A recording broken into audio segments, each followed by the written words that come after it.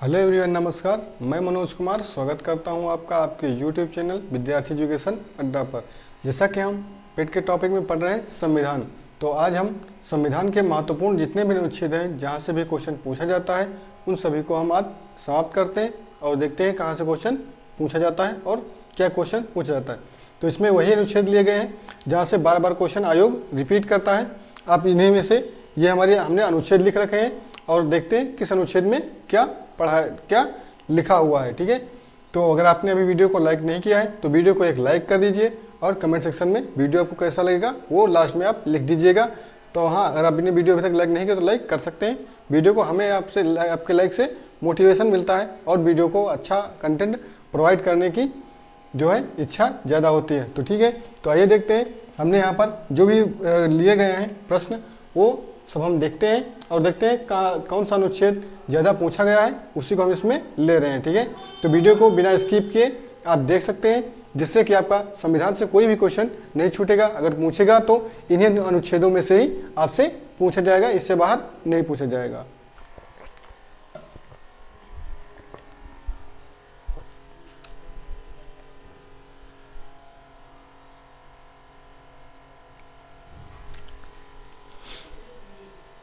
तो आइए देखते हैं कहाँ से क्या क्वेश्चन पूछा जाता है। तो जैसे हमने यहाँ पर लिख रखे हैं, हमने अनुच्छेद लिख रखे हैं और इतने सारे अनुच्छेद जितने सारे हमने लिखे हैं क्योंकि इन्हीं से क्वेश्चन बार बार पूछा जाता है। तो उम्मीद कर वो तो हो सकता है ये वीडियो काफ़ी लॉन्ग हो जाए, लगभग 20 या 25 मिनट का हो सकता है ये वीडियो। अगर आप इसको पूरा देख रहे हैं या देख लेते हैं एक दो बार से ज़्यादा अगर आप देख लेते हैं तो आपको सारे अनुच्छेद याद हो जाएंगे और इससे संबंधित कोई भी आपका क्वेश्चन गलत नहीं होगा। ठीक है, तो वीडियो लॉन्ग हो सकता है। ठीक है, तो आइए देखते हैं। सबसे पहले हम अनुच्छेद 17 की बात करते हैं। 17 की बात क्या करता है? 17 की बात करता है अस्पृश्यता का अंत, क्योंकि इसके पहले के अनुच्छेद बहुत कम पूछे जाते हैं या फिर नहीं पूछे जाते हैं। तो हम शुरुआत करते हैं अनुच्छेद 17 जो कि हमारा मौलिक अधिकार से संबंधित है, भाग 3 से। ठीक है, तो अनुच्छेद 17 में क्या है? यह हमारा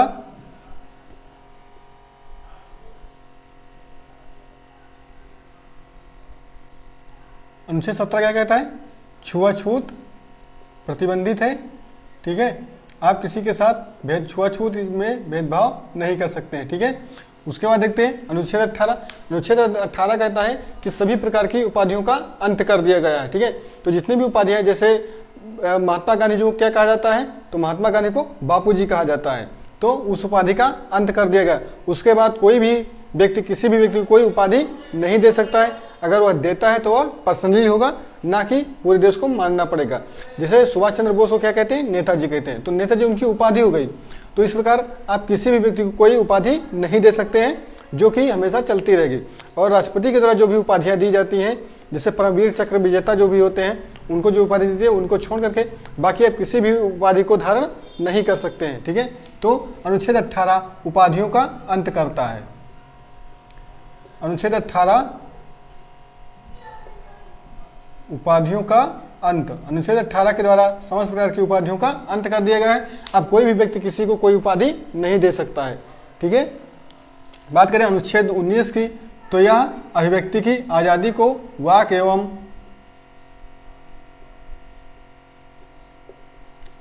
अभिव्यक्ति की स्वतंत्रता, यह बोलने से संबंधित है। आप कहीं भी कुछ भी नहीं बोल सकते हैं, अर्थात अपनी मर्यादा में रहकर के आपको बात करना होगा। ठीक है, तो इसकी वाक एवं अभिव्यक्ति की स्वतंत्रता ये अनुच्छेद 19 कहता है। ठीक है, अर्थात इसमें आप कहीं भी भाषण दे सकते हैं, शांतिपूर्वक धरना दे सकते हैं और किसी के विषय में बोल सकते हैं, बस उस व्यक्ति को हर्ट ना फील हो, ये आप इसका ध्यान रखिएगा। ठीक है, तो वाक एवं अभिव्यक्ति स्वतंत्रता किसमें? अनुच्छेद 19 में। उसके बाद बात करते हैं अनुच्छेद 21 की। अनुच्छेद 21 क्या कहता है? प्राण एवं दैहिक स्वतंत्रता। यह बात करता है प्राण एवं दैहिक स्वतंत्रता की। प्राण एवं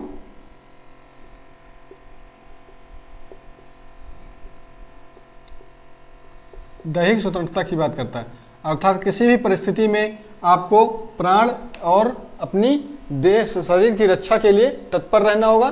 ठीक है, वो आपको कोई भी नहीं छीन सकता है, चाहे जितना भी आपातकाल लग जाए, ये हमें कोई भी डिसमिस नहीं किया जाता है। अनुच्छेद 21 आपको अपने प्राण और अपनी शरीर की रक्षा के लिए कभी भी बाध्य नहीं किया जा सकता है कि आप उसकी रक्षा ना करिए। किसी भी परिस्थिति में आप अपने शरीर की रक्षा कर सकते हैं, ठीक है।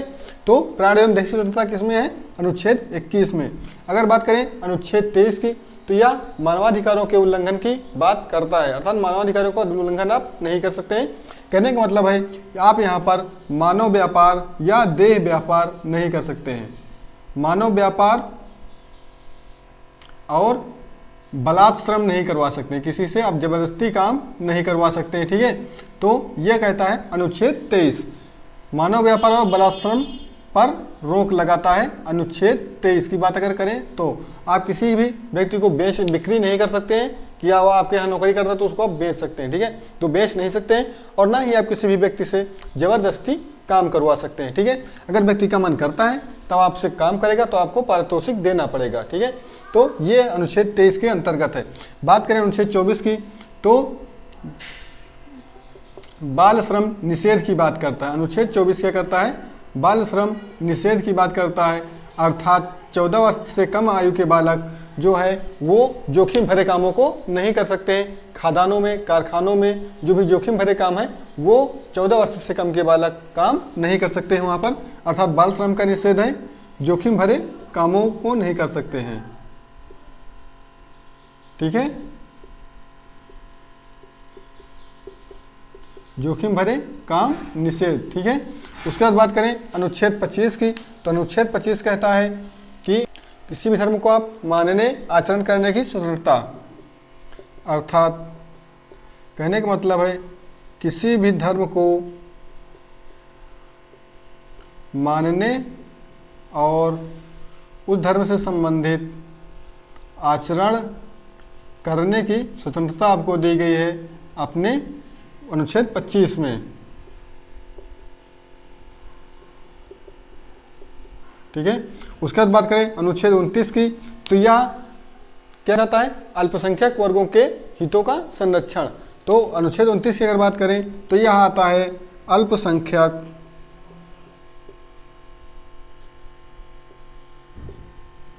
वर्गों के हितों का संरक्षण, अर्थात राज्य सरकार को यह करना होगा कि वह अल्पसंख्यक जो भी व्यक्ति है, जो भी यहाँ पर जाति है या धर्म है, उसके हितों का संरक्षण करे, उसको मिटाए ना, उसको बढ़ावा दे राज्य सरकार, ठीक है। तो यह अनुच्छेद 29 कहता है कि अल्पसंख्यक वर्गों के हितों का संरक्षण करना राज्य सरकार का परम कर्तव्य होगा, ठीक है। अगर बात करें अनुच्छेद 32 की, तो यह होता है संवैधानिक उपचारों का अधिकार। संवैधानिक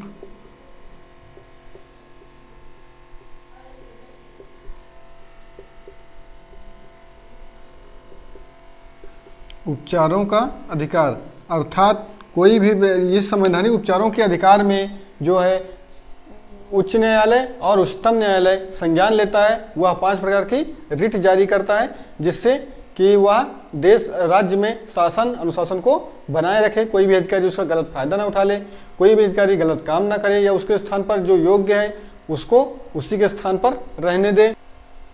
उच्चतम न्यायालय यह आदेश कर सकता है कि वह लंबित मामलों को सुप्रीम कोर्ट में जो है भेज दे, ठीक है। उसकी ये हमारा होता है संवैधानिक उपचारों का संरक्षण, ठीक है। उसके बाद बात करें अनुच्छेद 40 की, तो अनुच्छेद 40 से कहता है यह ग्राम पंचायतों के गठन से संबंधित है। अनुच्छेद 40 कहता है कि ग्राम पंचायतों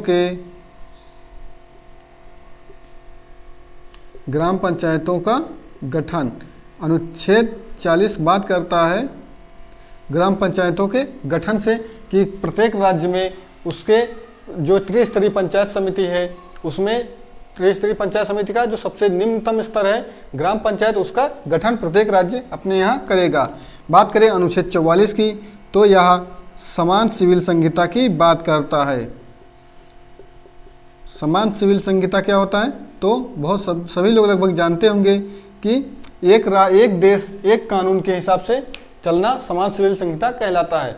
अर्थात यहाँ पर किसी भी धर्म के आधार पर उसका निर्णय नहीं होगा। जैसे अभी क्या होता है? अभी होता है हिंदू के लिए अलग नियम होते हैं, हिंदू विवाह के लिए अलग नियम, मुस्लिम विवाह के लिए अलग नियम, सिख विवाह के लिए अलग नियम, ईसाई विवाह के अलग नियम होते हैं। अगर समान सिविल संहिता लागू हो जाती है तो सभी के लिए एक ही नियम होगा और एक ही नियम के अनुसार सभी को दंड मिलेगा और जो भी होता है वो एक ही नियम के अनुसार किया जाएगा। अभी क्या होता है, वर्तमान में सिविल संहिता लागू नहीं है, इसलिए हिंदू विवाह कोड अधिनियम 1956 अलग काम करता है, मुस्लिम लॉ पर्सनल बोर्ड अलग काम करता है और सिख जो विवाह होते हैं उनके लिए अलग काम करता है। हर जो व्यक्ति के लिए, हर संप्रदाय के व्यक्ति के लिए अलग अलग नियम कानून है। ठीक है, जब सिविल संहिता लागू हो जाती है तब हर व्यक्ति के लिए एक ही नियम कानून सभी व्यक्तियों पर लागू हो जाता है। ये कहता है अनुच्छेद 44 की अगर बात करें वो समान सिविल संहिता की बात करता है। उसके बाद बात करें अनुच्छेद 48। अनुच्छेद 48 कहता है कृषि एवं पशुपालन का संगठन होना चाहिए जिससे कि राज्य सरकारों को उससे संबंधित किसी भी समस्या का सामना ना करना पड़े। अनुच्छेद 48 कहता है कृषि एवं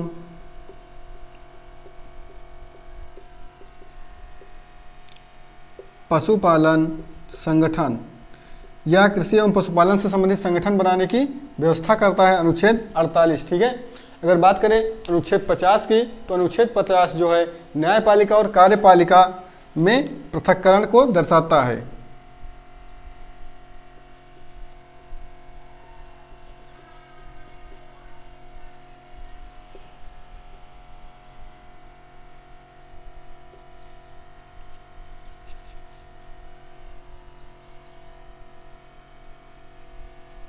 न्यायपालिका और कार्यपालिका को अलग अलग शक्तियां प्रदान करता है और उनके अलग अलग नियम लागू करता है। तो अनुच्छेद 51 क्या कहता है, अंतर्राष्ट्रीय शांति एवं सुरक्षा। अनुच्छेद 51 क्या कहता है, अंतर्राष्ट्रीय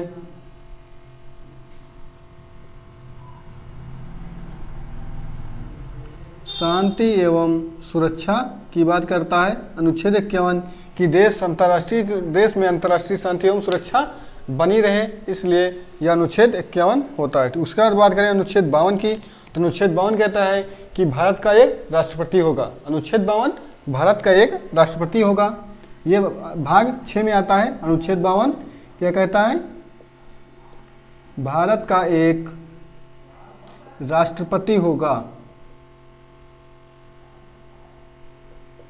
अनुच्छेद 52 राष्ट्रपति से संबंधित है कि भारत का एक राष्ट्रपति होगा। अगर बात करें अनुच्छेद 54 की तो अनुच्छेद 54 जो भारत के राष्ट्रपति के चुनाव से संबंधित है, अर्थात राष्ट्रपति के चुनाव से संबंधित है। अनुच्छेद 54 की बात करें तो राष्ट्रपति का चुनाव होगा जो कि एकल संक्रमणीय मत पद्धति के अनुसार होगा। उसके बाद बात करें अनुच्छेद 56 की तो अनुच्छेद 56 में राष्ट्रपति का कार्यकाल होता है। अनुच्छेद 56 राष्ट्रपति का कार्यकाल से संबंधित है।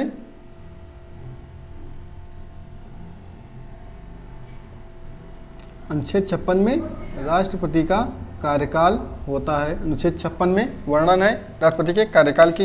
अगर बात करें अनुच्छेद 58 की तो अनुच्छेद 58 में राष्ट्रपति की योग्यता से संबंधित है। अनुच्छेद 58 राष्ट्रपति की क्या योग्यता होगी वो उससे संबंधित है, राष्ट्रपति की योग्यता से संबंधित है अनुच्छेद 58। अगर बात करें अनुच्छेद 60 किससे संबंधित है तो राष्ट्रपति की शपथ से। अनुच्छेद 60 राष्ट्रपति की शपथ होगी अनुच्छेद 60 के अनुसार। अगर बात करें अनुच्छेद 61 की तो अनुच्छेद 61 कहता है कि राष्ट्रपति पर महाभियोग लगाया जा सकता है। अनुच्छेद 61 के द्वारा राष्ट्रपति पर महाभियोग लगाया जा सकता है, अर्थात महाभियोग लगा करके राष्ट्रपति को हटाने की प्रक्रिया कहलाती है महाभियोग। तो राष्ट्रपति पर जब महाभियोग लगता है तो उसको 14 या 15 दिन पहले राष्ट्रपति को सूचित किया जाता है कि आप पर महाभियोग लगाया जा रहा है। ठीक है, उसके बाद बात करें अनुच्छेद 63 की तो कहता है भारत का एक उपराष्ट्रपति होगा। अनुच्छेद 63 क्या कहता है कि भारत का एक उपराष्ट्रपति होगा या उपराष्ट्रपति होगा, भारत का एक उपराष्ट्रपति होगा जो कि अनुच्छेद 63 कहता है। अगर बात करें अनुच्छेद 66 की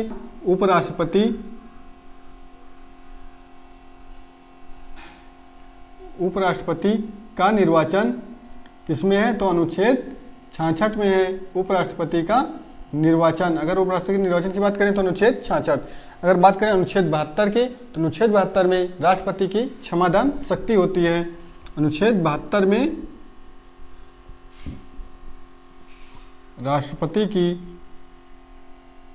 क्षमादान शक्ति से संबंधित है। अगर राष्ट्रपति किसी को क्षमादान करता है तो किस अनुच्छेद के अंतर्गत? तो अनुच्छेद 72 के अंतर्गत। अगर बात करें अनुच्छेद 75 की तो भारत का एक प्रधानमंत्री होगा। यह अनुच्छेद 75 कहता है कि भारत का एक प्रधानमंत्री होगा। भारत का एक प्रधानमंत्री अनुच्छेद 75 कहता है, जिससे भारत का एक प्रधानमंत्री नियुक्त होता है। बात करें अनुच्छेद 76 की तो अनुच्छेद 76 कहता है भारत के महान्यायवादी की बात करता है। अनुच्छेद 76 भारत के महान्यायवादी से संबंधित है। ठीक है, अनुच्छेद 76 भारत का महान्यायवादी होगा। उसके बाद बात करें अनुच्छेद 79 की। अनुच्छेद 79 क्या कहता है? भारत की संसद से संबंधित है। अनुच्छेद 79 संसद से संबंधित है कि भारत में एक संसद होगी जिसके 2 सदन होंगे, लोकसभा और राज्यसभा। तो भारत के संसद से संबंधित है अनुच्छेद 79। और अगर बात करें अनुच्छेद 80, अनुच्छेद 80 राज्यसभा से संबंधित है। अनुच्छेद 81 की बात करें तो अनुच्छेद 81 लोकसभा से संबंधित है। अनुच्छेद 81 में लोकसभा है। अनुच्छेद 79 में राज्यसभा, अनुच्छेद 80 में राज्यसभा, अनुच्छेद 81 में लोकसभा। बात करें अनुच्छेद 110 में तो यह बजट से यह धन विधेयक है। अनुच्छेद 10 धन विधेयक से संबंधित है। अनुच्छेद 10 धन विधेयक से संबंधित है। अगर अनुच्छेद 112 की बात करें तो यह अनुच्छेद 112 बजट से संबंधित है। अनुच्छेद 112 में बजट पेश होता है अनुच्छेद 112 के अनुसार। उसके बाद बात करें अगर 123 की तो 123 कहता है, अनुच्छेद 123 अध्यादेश जारी करने की बात करता है। अनुच्छेद 123 अध्यादेश से संबंधित है, जो अध्यादेश जारी करने से संबंधित है। उसके बाद बात करें अनुच्छेद 124 की तो अनुच्छेद 124 कहता है कि भारत में एक सर्वोच्च न्यायालय होगा जो कि सुप्रीम कोर्ट से संबंधित है। अनुच्छेद 124 सर्वोच्च न्यायालय के गठन की बात करता है। अनुच्छेद 123 की। ठीक है, उसके बाद अगर बात करें अनुच्छेद 153 क्या है तो अनुच्छेद 153 राज्य में राज्यपाल होगा जिसकी नियुक्ति राष्ट्रपति के द्वारा की जाएगी। अनुच्छेद 153 राज्यपाल की नियुक्ति से संबंधित है। ठीक है, अनुच्छेद 153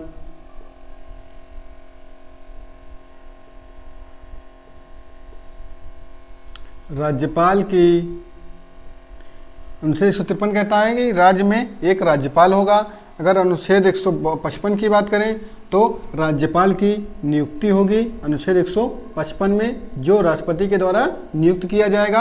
अगर बात करें अनुच्छेद 156 की तो अनुच्छेद 156 कहता है हमारा कि जो राज्यपाल होगा वो राज्यपाल का कार्यकाल क्या होगा, वह अनुच्छेद 156 के अनुसार नियुक्त होगा कि यह राज्यपाल का कार्यकाल से संबंधित है।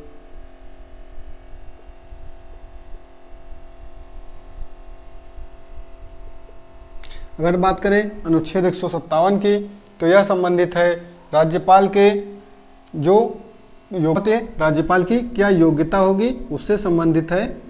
अनुच्छेद 157 की बात करें तो राज्यपाल की योग्यता से संबंधित है अनुच्छेद 157।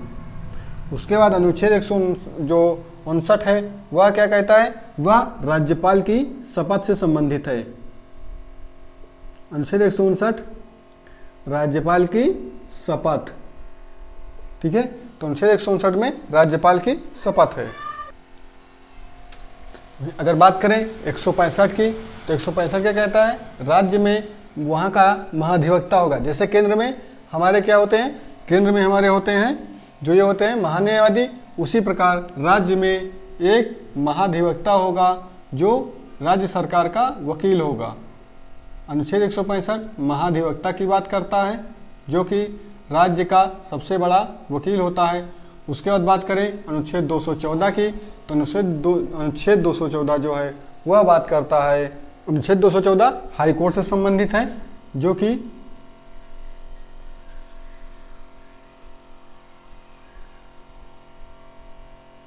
अगर बात करें अनुच्छेद 266, तो अनुच्छेद 266 बात करता है, 266 कहता है कि यहाँ पर भारत में एक संचित निधि होगी जिससे सारे काम किए जाएंगे। संचित निधि से संबंधित है अनुच्छेद 266 की अगर बात करें तो।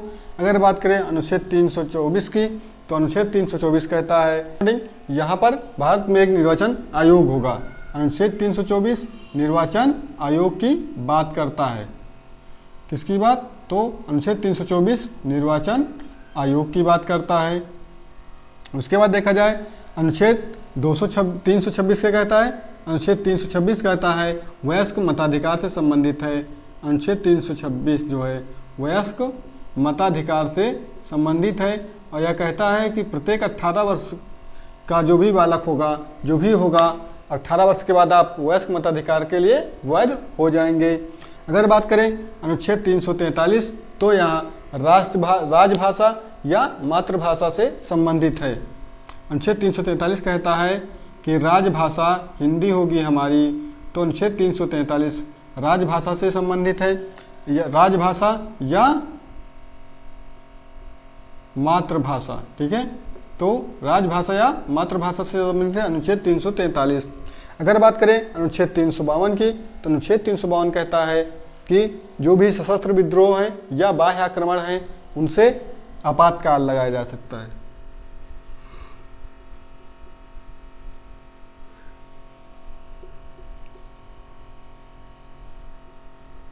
सशस्त्र विद्रोह या बाह्य आक्रमण, उसके द्वारा आपातकाल लगाया जा सकता है। सशस्त्र विद्रोह होने पर और बाह्य आक्रमण होने पर 352 अनुच्छेद लागू किया जाता है। अगर बात करें 356 की, तो 356 संवैधानिक तंत्र विफल होने पर, संवैधानिक तंत्र विफल होने पर, जो कि यहाँ पर आपातकाल लगाया जाता है। अगर बात करें 360 के, तो 360 में कहता है कि वित्तीय आपात जब भी होगा तब भी हम जो है क्या करेंगे, वित्तीय आपात के समय में भी हम आपातकाल लागू कर सकते हैं।